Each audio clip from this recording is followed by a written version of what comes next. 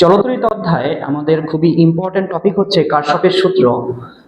কিন্তু কখন এই কারশফের সূত্র ইউজ করতে হয় আমরা কিন্তু অনেকেই বুঝি না। যখন হচ্ছে আমাদের কাছে কোনো সরল সার্কিট দেওয়া থাকবে তখন ওহমের সূত্রের মাধ্যমে আমরা খুব সহজেই সেই সার্কিটে কি ধরনের তড়িৎ প্রবাহ যাবে সেটা কিন্তু আমরা নির্ণয় করতে পারি।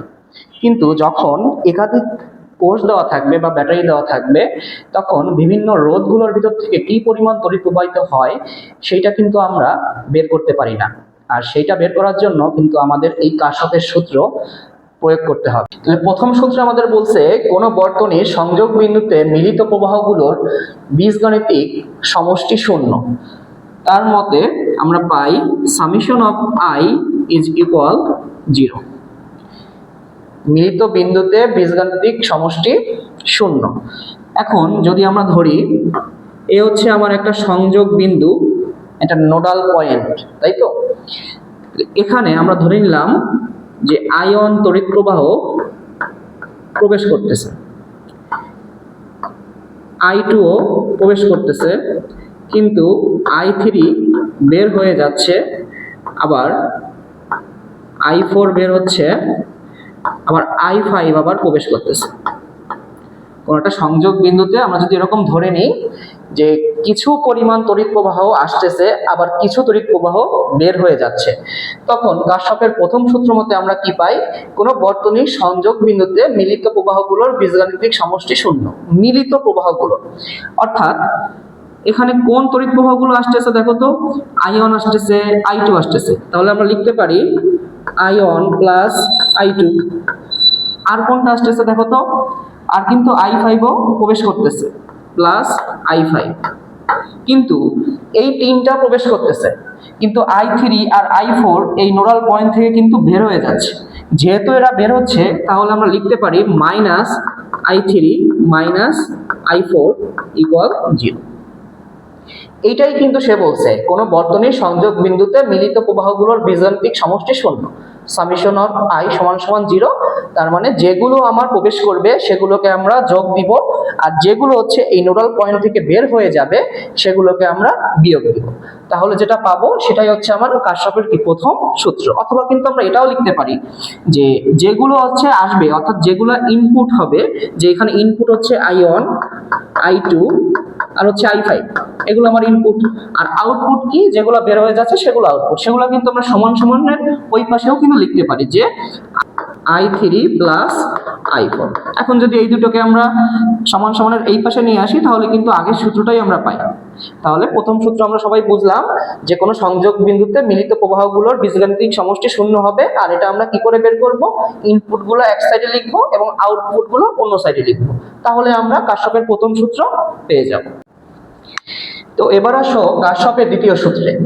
দ্বিতীয় সূত্রে বলছে কোনো বদ্ধ বর্তনীর বিভিন্ন বিন্দুর মধ্যে বিভব পার্থক্যের বীজগাণিতিক সমষ্টি হচ্ছে শূন্য, অর্থাৎ summation of V is equal 0।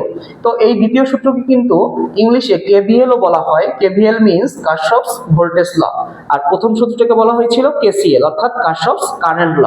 ঠিক আছে, তাহলে এইটা যদি আমরা একটা সার্কিটের মাধ্যমে দেখাই,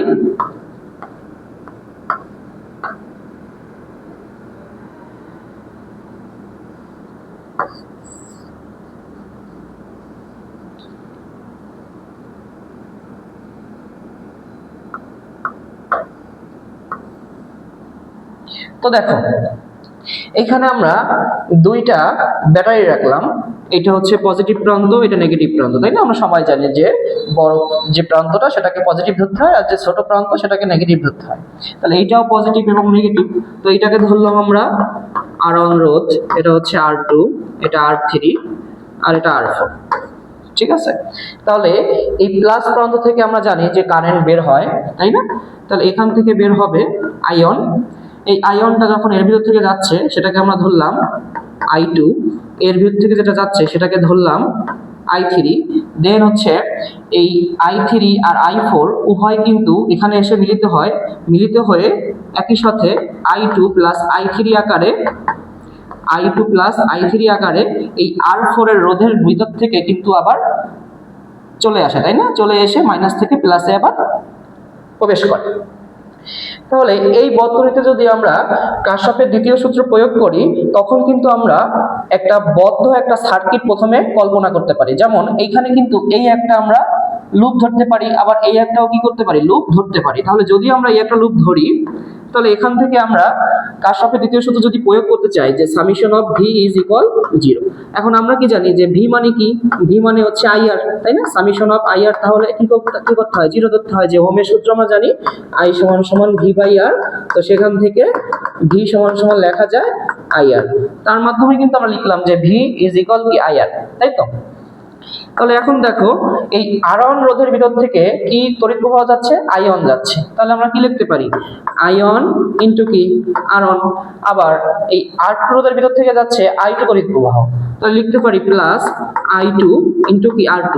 আমি যেদিকে লুপ নিছি তড়িৎ প্রবাহের দিকও কি সেই দিকে, তাহলে আমাদের কি করতে হবে, সবই প্লাস দিতে হবে। কিন্তু আমি লুপ নিছি সাপোজ এই দিকে, কিন্তু তড়িৎ প্রবাহ যাচ্ছে উল্টো দিকে, তখন কিন্তু আমরা তার আগে মাইনাস দিতাম। সবাই বুঝতে পারছো? তাহলে এবার এই লুপে নিচে আসো, এখান থেকে আবার যাচ্ছে I2 এবং I3, তার ভিতর থেকে যাচ্ছে R4 এর ভিতর থেকে যাচ্ছে। তাহলে আমি লুপ নিচে এই বরাবর আর তড়িৎ প্রবাহ যাচ্ছেও এই বরাবর, তাহলে আমার কি করতে হবে, আবার প্লাস দিতে হবে। প্লাস R4 ইন্টু লেখা যায় I2 প্লাস I3। আবার দেন এই তড়িৎ প্রবাহ যে প্রবেশ করতেছে কিন্তু ব্যাটারির যে কোষ, এই সাপোজ E1 কোষ আর এইটা মনে করো E2 কোষ, তাহলে E1 কোষের ভিতর থেকে আবার প্রবেশ করতেছে, কিন্তু আগে কিন্তু মাইনাস প্রান্ত আগে বাড়ছে, তাই না? মাইনাস থেকে দেন প্লাসে প্রবেশ করতেছে। যেহেতু মাইনাসটা আগে বাড়ছে, আমাদের এখানে কিন্তু মাইনাস E1 দিতে হবে। যদি আমার তড়িৎ প্রবাহের দিকটা এদিকে হইতো তখন কিন্তু প্লাস থেকে মাইনাসে আসতো, তখন কিন্তু আমরা এখানে প্লাস দিতাম। যেহেতু আমার মাইনাস থেকে প্লাসে গেছে সেজন্য আমরা আগে কি দিচ্ছি, মাইনাস দিচ্ছি, সমান সমান 0। তো এইভাবে কিন্তু আমরা বিভিন্ন যে গাণিতিক সমস্যাগুলো এভাবে আমরা কারশফের দ্বিতীয় সূত্র প্রয়োগ করে আমরা বের করব। ঠিক আছে? কুমিল্লা বোর্ডে আসা 2023 সালে একটা সৃজনশীল প্রশ্নের 1 নম্বর উত্তর করি, যেখানে বলা আছে একটা সার্কিট দেওয়া আছে এবং সেখানে বলা আছে উদ্দীপকে বর্তনীর আয়ন নির্ণয় করো। আমাদের আয়ন বের করতে বলছে। তো এখানে কিন্তু আমাদের আয়ন বলতে পারে বা I2 বলতে পারে বা মূল প্রবাহ কি I বলতে পারে, অথবা কোনো একটা রোধ দিয়ে বলতে পারে যে এই রোধের ভিতর থেকে কি পরিমাণ তড়িৎ প্রবাহ যাবে, অথবা বলতে পারে যে এই রোধের ভিতর থেকে যে তড়িৎ প্রবাহ যাবে এবং সেখানে কি পরিমাণ তাপ তোমার উৎপন্ন হবে। তো এই সব ম্যাথ যখন আসবে আমাদের সব সময় কিন্তু কারশফের সূত্র আমাদের প্রয়োগ করতে হবে। তো ঠিক আছে, তো আসো আমরা কি করে এই ম্যাথটা আমরা সলভ করতে পারি। তো প্রথমেই তোমাদের কাছে যে সার্কিটটা দেওয়া থাকবে সেই সার্কিটটা তোমরা আগে নিজেরা ড্র করবা, যেমন আছে ঠিক সেরকম ভাবে ড্র করবা। ড্র করার পরে এরপরে এর বিভিন্ন বিন্দু সিলেক্ট করবা। যেমন এই সার্কিটে কিন্তু তোমার অলরেডি A আর B বিন্দু কিন্তু দেওয়া আছে, তাহলে আমাদের কিন্তু উপরে এইখানে আরেকটা বিন্দু দিতে হয়, তাই না? তাহলে এইখানে আমরা দিয়ে রাখলাম যে এই বিন্দুটা হচ্ছে C আর এটাকে ধরলাম আমরা D বিন্দু। ঠিক আছে, তাহলে আমরা পাইছি A B C D আর এখানে অলরেডি দেওয়া আছে E1 এবং এটা E2, এটা যেমন আছে সেরকম রেখে দাও। তাহলে আমাদের প্রথমত কাজ হচ্ছে যে সার্কিটটা দেওয়া থাকবে সেই সার্কিটের বিভিন্ন বিন্দু আমরা সিলেক্ট করব। এরপরে আছো আমরা তড়িৎ প্রবাহের দিকটা দিব, তড়িৎ প্রবাহ কোন দিক থেকে কোন দিকে যাচ্ছে। যেমন এইখানে এটা কিন্তু আমরা মাইনাস প্রান্ত ধরছি, তাই না? আর এটাকে ধরছি কি প্লাস, যেহেতু বড় যে ব্যাটারির যে বড় প্রান্ত সেটাকে আমরা প্লাস ধরবো, তাই তো? তাহলে তড়িৎ প্রবাহ সবসময় কিন্তু বের হবে প্লাস থেকে বের হয়ে দেন মাইনাসে প্রবেশ করবে, এটা হচ্ছে ওর ধর্ম। তাহলে প্লাস থেকে বের হচ্ছে, প্লাস থেকে কি বের হচ্ছে, আই বের হচ্ছে। সেই আইটা 15 ওহমের ভিতর থেকে যাচ্ছে, যে আবার কিন্তু এইখানে যখন আসছে এইখান থেকে আবার দুইটা ভাগে ভাগ হয়ে গেছে। তাহলে এইটাকে আমরা ধরলাম হচ্ছে I1, এটাকে ধরলাম I1 আর এটাকে ধরলাম I2। দেন এই I1 এর ভিতর থেকে যে B তে মিলিত হয়েছে এবং I2 এটার ভিতর থেকে যে B তে মিলিত হয়েছে, যে আবার দুটো একত্রিত হয়ে আবার I হিসেবে থেকে গেছে, তাই না? তাহলে আইটা দুইটা ভাগে ভাগ হয়েছে, I1 এবং I2 ভাগে। তো আমাদের কাজ শেষ হয়ে গেল যে প্রথমে আমরা বিন্দু সিলেক্ট করলাম, এরপর হচ্ছে আমাদের তড়িৎ প্রবাহের দিকটা নিলাম। তো প্রথমে আসো আমরা কারশফের প্রথম সূত্র ইউজ করব। তো প্রথম সূত্রটার নাম ছিল KCL, তাই না? KCL অর্থাৎ কারশফস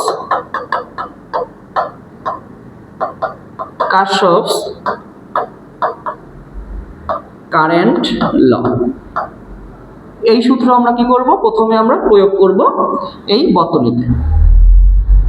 ঠিক আছে, তাহলে প্রথম সূত্রকে জানে কি ছিল, যে কোনো একটা বর্তনীর কোনো বিন্দুতে মিলিত প্রবাহগুলোর বীজগাণিতিক সমষ্টি শূন্য হবে। তাহলে এখান থেকে দেখো যে আমার ইনপুট কোনটা হচ্ছে, যে এইটা আইটা ছিল আমার ইনপুট, এটা দুইটা ভাগে ভাগ হয়ে গেছে, একটা হচ্ছে আই1 এবং একটা হচ্ছে আই2। তাহলে প্রথম সূত্র মতে আমরা কি পাই, আমরা বলছিলাম যে সমান সমানের এই পাশে লিখবো ইনপুট গুলো এবং সমান সমানের ওই পাশে লিখবো আউটপুট গুলো। তাহলে ইনপুট আমার আই এবং আউটপুট কি হবে, আই1 প্লাস আই2 হবে, তাই তো। তাহলে এটা যদি এখন এই পাশে নিয়ে আসি তাহলে আমাদের কি হয়, আই মাইনাস আই1 মাইনাস আই2 সমান সমান 0। এটাকে আমরা 1 নং সমীকরণ আকারে রাখলাম, বুঝছো। এবার আসো কেভিএল সূত্রে। KVL, কারশফস voltage law.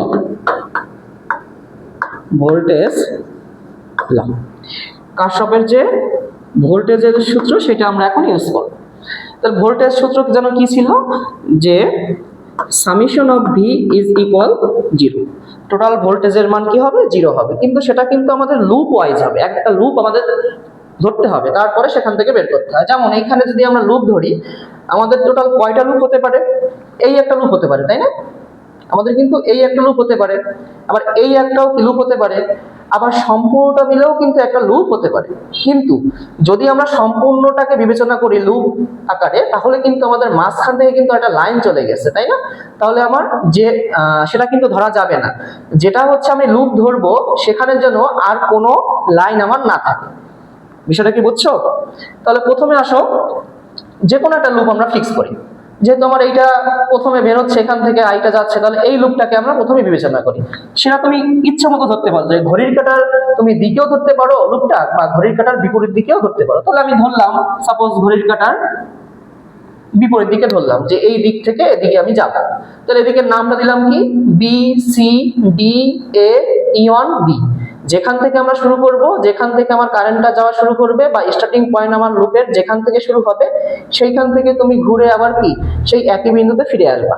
ঠিক আছে, তাহলে প্রথমে আমি লুপের নামটা দিলাম বি সি ডি এ ই1 বি। এই লুপে আমরা কি প্রয়োগ করব, এই লুপে আমরা কারশফের ভোল্টেজ লটা ইউজ করব। ঠিক আছে, কারশফের ভোল্টেজ লটা আমরা এই লুপে প্রয়োগ করব। তাহলে ভোল্টেজ ল হিসেবে কি ছিল, summation of V is equal 0। আবার ভি মানে কি, ভি মানে ছিল কিন্তু আইআর, তার মানে সামেশন অফ আইআর সমান সমান 0। যে তড়িৎ প্রবাহ এবং রোধের বীজগাণিতিক সমষ্টি হচ্ছে 0, অথবা ভোল্টেজের সমষ্টি হচ্ছে 0, একই কথা। তাহলে এইখান থেকে দেখো আমার লুপের দিকটা কিন্তু এই বরাবর, সবাই খেয়াল রাখো, লুপের দিকটা হচ্ছে এই বরাবর, আবার তড়িৎ প্রবাহের দিকও এই বরাবর। তাহলে এখান থেকে আমি যাচ্ছি, এখান থেকে কি যাচ্ছে, তড়িৎ প্রবাহ যাচ্ছে। যেতে যেতে এখানে তো কোনো রোধ নাই, রোধ আছে কোথায়, এই যে এখানে রোধ আছে, 15 ওহম মানের একটা রোধ আছে। তাহলে এই 15 ওহমের ভিতর থেকে কিন্তু আই যাচ্ছে। তাহলে কি লিখতে পারি আমরা, 15 ইন্টু কি আই। আমি যাচ্ছি যেদিকে, তড়িৎ প্রবাহ যাচ্ছেও কি ওই দিকে, তাহলে আমার কিন্তু প্লাস হবে। তাহলে 15 ইন্টু আই। এবার এখান থেকে আই যাচ্ছে, আই যেতে যেতে দুইটা ভাগে ভাগ হয়ে গেছে। তাহলে আমার তো এই নিচের প্রান্ত নিয়ে আমার কোনো কাজ নাই, আমার তো কাজ এই লুপ, মানে এর ভিতরে যা যা আছে তাই নিয়ে কাজ। তাহলে এর ভিতর থেকে কিন্তু আর আই যাচ্ছে না, এর ভিতর থেকে যাচ্ছে হচ্ছে কিন্তু আইঅন। তাহলে আইঅনটা যাচ্ছে এবার কার ভিতর থেকে, এখানে একটা যেহেতু তোমার ব্যাটারি বা কোষ দেওয়া আছে, এখানে কিন্তু আয়রন একটা অভ্যন্তরীণ রোধ আছে যার মান হচ্ছে 4 ওহম। তাহলে এই আয়নটা যাচ্ছে 4 ওহমের ভিতর থেকে। তাহলে এখানে কিন্তু আমরা লিখতে পারি প্লাস 4 আই অন, তাই না, যেদিকে যাচ্ছি আমি, যেদিকে যাচ্ছি আমাদের তড়িৎ প্রবাহ কি যাচ্ছে সেদিকেই কিন্তু যাচ্ছে। তাহলে আমরা লিখতে পারি 4 আইঅন। কিন্তু যখন আমি এদিক থেকে এদিকে প্রবেশ করলাম, আমাদের কিন্তু আগে নেগেটিভ প্রান্ত আগে বাড়ছে।